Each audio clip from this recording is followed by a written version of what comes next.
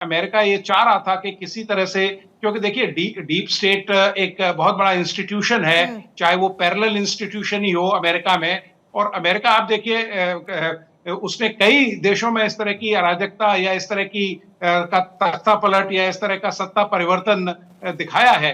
तो यकीनन उसके जो आपके जो उसकी इंटेलिजेंस एजेंसीज थी वो वहां काम कर रही थी, और उन्होंने मतलब मादुरो को बताया गया कि अगर आप सरेंडर नहीं करेंगे या ये नहीं करेंगे तो ये केवल ट्रेलर है, और इसके बाद हम अपने जो ऑपरेशन है, क्योंकि वॉरफेयर में भी काफी चेंज आ गया है आजकल। देखिए क्लोज कॉम्बैट तो बहुत कम देखने को मिलता है। रूसो यूक्रेन वॉर में भी देखिए, यहां भी आपने जितने भी बीवीआर हैं, बियॉन्ड विजुअल रेंज वेपन्स हैं, या लॉन्ग रेंज एंगेजमेंट किए जाते हैं, तो वहां जाके उन्होंने लगता है उनके अंदर ही इस तरह के मोल्स प्लांट किए हुए थे, जिन्होंने वो बता दिया और उनको कैप्चर कर लिया गया।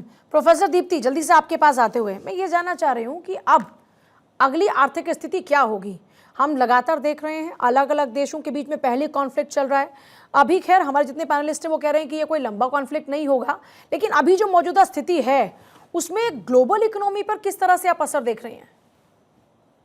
देखिए पूजा जी, ग्लोबल इकोनॉमी डेफिनेटली टर्मोइल में आएगी। बार बार बात हो रही है क्रूड ऑयल की, तो केवल ऑयल के ही नहीं, even gold and silver prices का भी बहुत बड़ा इस पे इम्पैक्ट होने वाला है।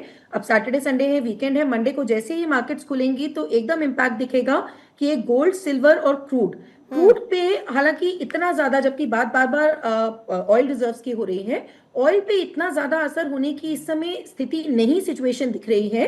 क्योंकि इवन दो द फैक्ट कि वेनेजुएला के पास बहुत बड़े ऑयल रिजर्व्स हैं, लेकिन आज की डेट में अपने इंटरनल प्रॉब्लम्स के चलते, इन्फ्लेशन के चलते, और जो ये हम उनकी पॉलिटिकल स्थिति देख रहे हैं उसके चलते वेनेजुएला का एक्सपोर्ट बहुत ज्यादा चाइना के अलावा बहुत ज्यादा कंट्रीज पे नहीं था। तो क्रूड ऑयल पे इतना ज्यादा इम्पैक्ट नहीं होता दिख रहा, जबकि इन पे बहुत तगड़ा होने वाला है, क्योंकि पेरू और चाड जो है वो मेजर सिल्वर एक्सपोर्टर्स हैं, और उनका जो जो सी रूट है उनका सिल्वर एक्सपोर्ट का, वो वेनेजुएला के साथ होते चलता है। तो इसके जो सी रूट का है, तो इसके चलते गोल्ड और सिल्वर के प्राइसेस बहुत ज्यादा बढ़ने की उम्मीद है, जिसका इम्पैक्ट हमें मंडे को देखने मिलेगा कि इकोनॉमीज में जो गोल्ड, सिल्वर और साथ साथ, अब देखिए डॉलर का वैसे ही बड़ा प्रॉब्लम चल रहा है, रुपी भी, बहुत सारी करेंसीज उनके खिलाफ वीक हो रही हैं, तो एकदम जो ये सर्ज आएगा वो गोल्ड और सिल्वर में आने की ज्यादा उम्मीद है जब मंडे को मार्केट्स खुलेंगी। पूजा, हाँ शरदेंदु सर, आपके पास आते हुए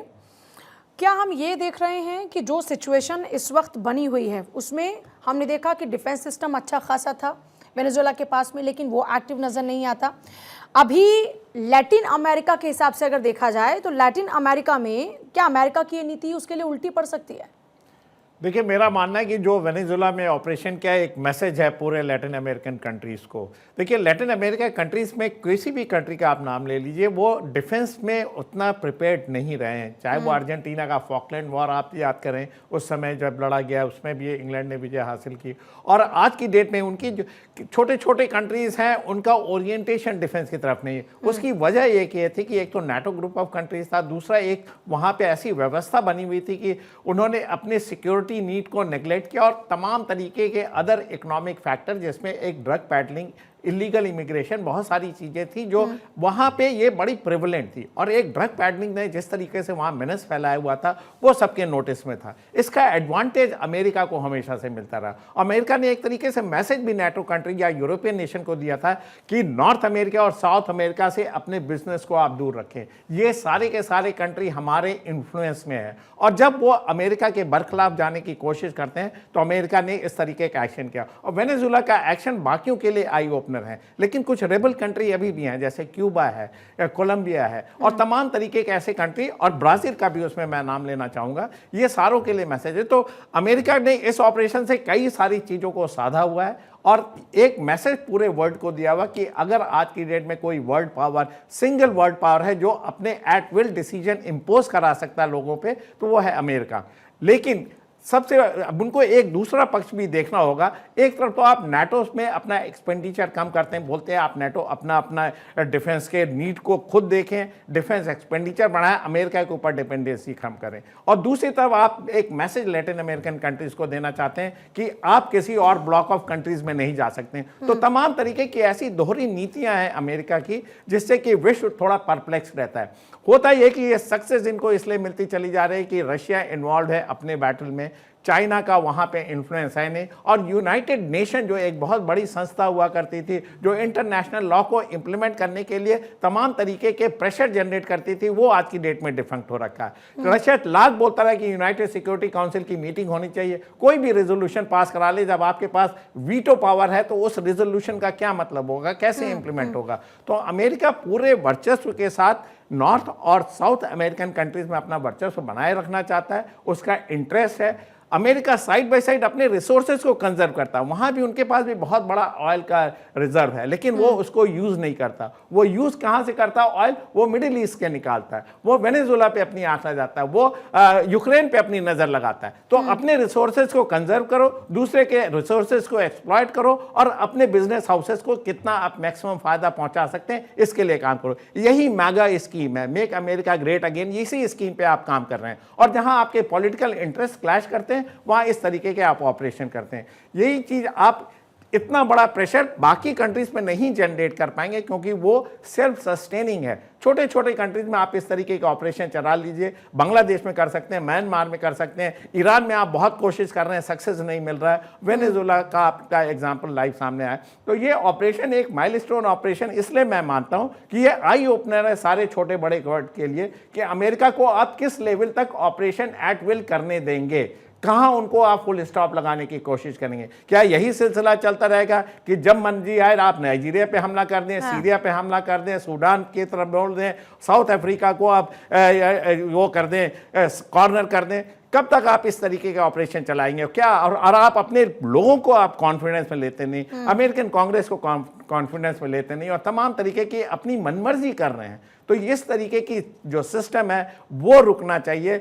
ये तभी पॉसिबल होगा जब आप के इंटरनेशनल जो इंस्टीट्यूट हैं वो एम्पावर होंगे। आज की डेट में आपने सारे इंटरनेशनल इंस्टीट्यूट में इंटरफेयर करके उसको डिफंक्ट या मार्जिनलाइज कर रखा है और अपनी बॉडी बनवा रहे, क्योंकि आप इकोनॉमिकली, फाइनेंशियली, मिलिटरली सक्षम है। लेकिन इस तरीके से आपकी हेजिमोनिस्टिक एटीट्यूड, हेजिमोनिस्टिक पॉलिसी आगे नहीं प्रोग्रेस कर सकती, इसको आपको समझना पड़ेगा। आप तमाम तरीके के कॉन्टिनेंट में इंटरफेयर नहीं कर सकते। उनको अपना हेड ऑफ स्टेट चुनने के लिए पूरी उनकी सुविधाएं हैं, उनका राइट बनता है। आप कैसे किसी कंट्री में जाके बोलते हैं कि हेड ऑफ स्टेट को आप कैप्चर करके वहां से निकाल ले जा रहे हैं? ये एक तरफ आप डेमोक्रेसी को आप सबसे ज़्यादा इंपॉर्टेंस देते हैं, दूसरी तरफ आप इस तरीके की चीज़ें करते हैं। जो सत्ता चेंज हुआ वो अच्छा हुआ, वाइस प्रेसिडेंट अभी वहाँ बने, अपोजिशन का लीडर या पपेट गवर्नमेंट नहीं बनाया है। वाइस प्रेसिडेंट अभी तक मेरा मानना है कि वो मदुरो की लाइन को ही आगे फॉलो करेंगे, लेकिन चीज़ें बदलती हैं। पॉलिटिकल फील्ड में कोई भी चीज़ परमानेंट नहीं है, नेशनल इंटरेस्ट पे ध्यान रखना होगा। और आज की डेट में जो वहाँ व्यवस्था है, चाहे वहाँ पे मदुरो को हटा के वाइस प्रेसिडेंट सत्ता में आए, उनको रीलुक करना पड़ेगा। वो किस दिशा में जाना, क्या अपनी सॉवरेनिटी, इंटीग्रिटी को वो अमेरिका के हवाले गिरवी रख देंगे? क्या आप अपने आर्म फोर्सेस को फिर से रिवाइव करके फिर से उनको ट्रेन करा के एक अपने नेशनल सिक्योरिटी का एजेंडा नहीं बनाएंगे? क्या आप अमेरिका की लाइन? ये सारी चीज़ें वेनेजुएला को खुद डिसाइड करनी पड़ेगी। अमेरिका का इंटरफेरेंस कम होना चाहिए। जो बहाने अमेरिका देता है वो कन्विंसिंग नहीं होते। ड्रग पैडलर है, ड्रग कार्डल है, इलीगल इमिग्रेशन, ये वजह होती किसी देश में आप अटैक करने की। अगर ये वजह है तो आधे से ज्यादा विश्व के देशों के ऊपर आपको हमले करने पड़ेंगे और सत्ता बदलनी पड़ेगी। ये लॉजिक नहीं है। लॉजिक यह है कि वहां के नेचुरल रिसोर्सेज, वहां के ऑयल और वहां जो मदरे जो 1-to-1 टकरा रहे थे डोनाल्ड ट्रंप से, वो वजह है। जब आप पर्सनल इश्यूज को नेशनल इशू में कन्वर्ट करते तब त्राही मचती, तब आपका वहां पे डिससेटिस्फैक्शन आता है, लोगों में आपकी क्रेडिबिलिटी खत्म होती है। ऐसा मेरा मानना। ठीक, मैं जल्दी से हमारे साथ गोयल सर उनके पास आते हुए बाकी लोगों के पास आ रही हूँ। गोयल सर, एक बड़ा इंपॉर्टेंट सवाल ये हो जाता है कि एक तरफ हम देख रहे हैं कि मागा की आड़ में अमेरिका की विस्तारवादी नीति, दूसरा अमेरिका ने भारत पर भी दबाव बनाने की कोशिश की। क्या यही सही वक्त है जब भारत को अपना स्टैंड क्लियर करना चाहिए? बताना चाहिए कि गलत नीतियों के खिलाफ भारत कैसे अपनी आवाज को बुलंद कर सकता है। अगर किसी देश के साथ गलत हो रहा है तो भारत का अपना स्टैंड क्या होगा, क्योंकि अभी तक हमने बहुत ही बैलेंस अपने स्टैंड रखे हैं, लेकिन इस बार क्या हमें कुछ स्ट्रिक्ट एक्शन लेने की जरूरत है? क्या हमें अपने जो नीति है उसमें कुछ बदलाव करने की आवश्यकता है? क्या यही वो सही समय है? देखिए, पहली बात तो ये है कि एक प्रैक्टिसिंग डिप्लोमेट होने के नाते मैं एक छोटी सी बात कहना चाहूंगा कि पॉलिटिकल लेवल पर भाषण अच्छे लगते हैं, आप भाषण दीजिए, लोगों को कन्विंस कीजिए, सब अच्छा है ये, लेकिन कूटनीति भाषणों से नहीं चलती है। कूटनीति के लिए आपको अपने संबंध बनाने पड़ते हैं, जिससे आपका फायदा होता है, वो संबंध बनाने पड़ते हैं। मैं इसके बारे में पहले कह चुका हूं कि हमको जो आजकल का जो एक सिचुएशन डेवलप हो गई है, ये मल्टीपोलैरिटी की, जिसमें हर एक अपने अपने फायदे देख रहा है, उसमें हमको मल्टीपल अलाइनमेंट करना पड़ेगा ताकि हम इस मल्टी अलाइनमेंट की जो पॉलिसी है उसके सहारे जो हमारी स्ट्रेटेजिक ऑटोनॉमी बोल लीजिए, इंडिपेंडेंस बोल लीजिए, जो भी चाहे के लीजिए, कि हमको बड़े कम मार्जिन में जो है, बीच के मार्जिन में इस मल्टी अलाइनमेंट के सहारे निकलना पड़ेगा। नाजुक समय है, बहुत दिक्कत की बात है ये, क्योंकि अभी तक हमको भरोसा रहा था एक दो देशों का, वो भरोसा इतना नहीं है। रशिया इतना मजबूत नहीं है। रशिया और चाइना भी करीब आ रहे हैं, चाइना से हमारे काफी फर्क है। तो इस सबको देखते हुए बस खाली ये कहूंगा, शांति से अपने इंटरेस्ट को देखते हुए, लोगों से अपने संबंधों को देखते हुए एक जो मार्जिन है वहां से नेगोशिएट करें, उसी में हमारा फायदा रहेगा। जी नमस्कार। संजीव जी, आगे क्या देख रहे हैं आप, क्या पॉसिबिलिटी है, क्या होगा आगे? देखिए, ये जो अमेरिका का एक्शन है उसने बड़े ही नकारात्मक जो संदेश हैं वो अंतर्राष्ट्रीय समुदाय को दिए हैं जी। और इस तरीके से अगर किसी भी राष्ट्र की सॉवरेंटी, टेरिटोरियल इंटीग्रिटी को वायलेट करते हुए किसी राष्ट्र को भयाक्रांत करके और उसके राष्ट्रपति को वहां से कैप्चर कर लेना, उठा ले जाना, इस तरीके का जो ट्रेंड है वो बिल्कुल भी अच्छे संकेत नहीं है। और ये जो विश्व में पहले से ही रणनीतिक अनिश्चितता, विश्वास का संकट जो गहरा होता जा रहा है, उसको और बढ़ाने का ही कार्य करेगा। और इसमें मैं ये अवश्य कहना चाहता हूं कि जहां तक अपने देश राष्ट्र भारत की बात है, देखिए हमारी जो विदेश नीति, रक्षा नीति, आर्थिक नीति, सब में हम अपने राष्ट्रीय हितों को को सर्वोपरि रख के चलते हैं। स्ट्रेटेजिक ऑटोनॉमी का आधार ही है कि हम अपने राष्ट्रीय हितों को सर्वोपरि रख के चलते हैं।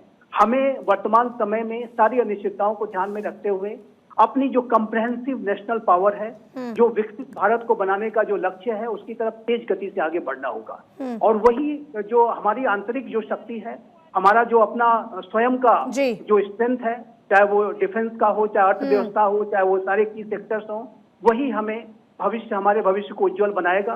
क्योंकि विश्व का जो वातावरण जिस तरीके से बिगड़ रहा है, और दूसरी बात मैं ये भी कहना चाहता हूँ कि भारत यदि विकसित भारत बनने की तरफ तेज गति से बढ़ेगा और अपने आप को अधिक से अधिक सशक्त और मजबूत बनाएगा, तो विश्व में भी हम एक जो रूल्स बेस्ड ऑर्डर को बनाए रखने का जो प्रयास है उसमें सफल हो सकते हैं। और विश्व में जो रूल्स बेस्ड ऑर्डर को बिगाड़ने की जो साजिशें चल रही हैं, कोशिशें चल रही हैं, हर तरीके से गैर जिम्मेदाराना कदम उठाए जा रहे हैं, उसको भी हम रोक सकते हैं तभी जब हम आंतरिक रूप से स्वयं से मजबूत हों।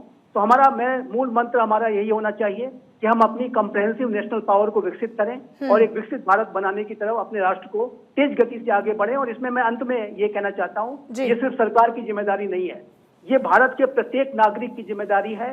विपक्ष के पार्टीज भी इसमें शामिल हैं और जाहिर है कि ये नेशनल विजन होना चाहिए, नेशनल लक्ष्य होना चाहिए, मिशन रादर मैं कहूंगा ये मिशन होना चाहिए। डेफिनेटली ये मिशन होना चाहिए। दत्ता सर, जिस मिशन की हम बात कर रहे हैं, जो इस वक्त मौजूदा स्थिति है दुनिया में, जिस तरीके से विस्तारवादी नीति वाले देश किसी पर कभी भी हमला कर देते हैं, इस बीच भारत की अपनी स्ट्रैटेजी क्या होनी चाहिए खुद की सुरक्षा के लिए, खुद की रक्षा के लिए? देखिए, हमें एक चीज बड़े कहते हैं कि बड़े कॉन्फिडेंस के साथ अपने लोगों में ये बिठाना पड़ेगा कि हमें रक्षा अपने आप करनी पड़ेगी। एक लाइन मुझे बड़ी अच्छी याद आती है जिसमें कहते हैं ना कि उठो द्रौपदी खड़ग उठा लो, अब गोविंद ना आएंगे। क्योंकि अब आजकल जो भी है, आप ये देखिए, इजराइल है, अमेरिका है, या और भी इस तरह की कंट्रीज हैं, जो उनके मुद्दे हैं, हमें अपने आप डिसीजन लेना पड़ेगा। हमें किसी की तरफ देखने की जरूरत नहीं है। अभी जो सूरत हाल बांग्लादेश में देखी जा रही है, जो सूरत हाल पाकिस्तान में देखी जा रही है, जब तक भारत एक मस्कुलर नेशनलिज्म का इजहार नहीं करेगा, तब तक हर देश, आपने देखा नेपाल कई बार हमें आंखें दिखा देता है, जी बांग्लादेश हमारे ऊपर भौहें ताने हुए खड़ा हुआ है। तो जब तक हम अपने जो नेशनल सिक्योरिटी है या जो हमारे सिक्योरिटी इंपरेटिव्स हैं उनके ऊपर ध्यान नहीं देंगे तो हमारे साथ यही होता रहेगा। और भारत को चाहिए